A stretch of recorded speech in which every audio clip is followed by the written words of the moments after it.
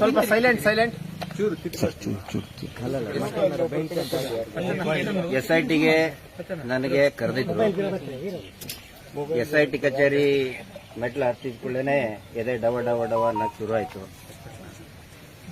ಒಳಗಡೆ ಹೋದ ತಕ್ಷಣನೇ ಜಗತ್ತಿನ ಭೂಪಟ ತೋರಿಸಿ ಎಷ್ಟು ಮುಸ್ಲಿಂ ರಾಷ್ಟ್ರಗಳಿದೆ ಜಗತ್ತಿನಲ್ಲಿ ಅಂತ ಕೇಳಿದ್ರು. ನಾನು ಒಂದು ನಂಬರ್ ಕೊಟ್ಟೆ. ಆಮೇಲೆ ಮತ್ತೆ ಭೂಪಟ ತೋರಿಸಿ ಎಷ್ಟು ಕ್ರಿಶ್ಚಿಯನ್ ರಾಷ್ಟ್ರಗಳಿದೆ ಅಂತ ಹೇಳಿದ್ರು.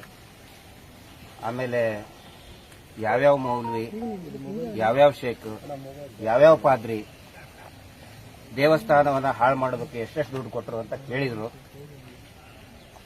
ಅದನ್ನ ಪೂರ್ತಿಯಾಗಿ ನಾನು ಹೇಳಿದೆ. ದಾಖಲೆ ಕೊಟ್ಟರು ಸರ್? ಯಾವುದು ಕೇಳಿದ್ರು, ಅದು ಎಕ್ಸೆಲ್ ಶೀಟ್ ಅಲ್ಲಿ ಮಾಡ್ಕೊಂಡು ಇಟ್ಕೊಂಡಿದ್ದಾರೆ. ಆಮೇಲೆ ಬುರುಡೆ ಯಾವ ಶೋರೂಮ್ ಇದ್ರೆ ತಂದಿದ್ದೀರಿ ಅಂತ ಕೇಳಿದ್ರು.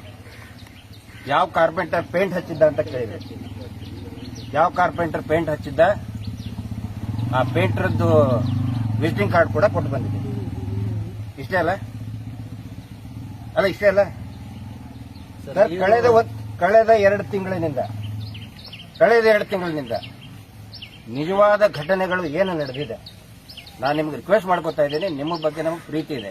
2 ತಿಂಗಳಿಂದ ನಾನು ನೋಡ್ತಾ ಇದ್ದೇನೆ. ಮಳೆ ಇರಲಿ, ಬಿಸಿಲಿರಲಿ, ಎಲ್ಲಾ ಕಡೆ ನೀವು ಓಡಾಡಿ ವರದಿ ಮಾಡ್ತಾ ಇದ್ದೀರಿ. ವಾಸ್ತವ ವರದಿಯನ್ನ ಮಾಡಿ.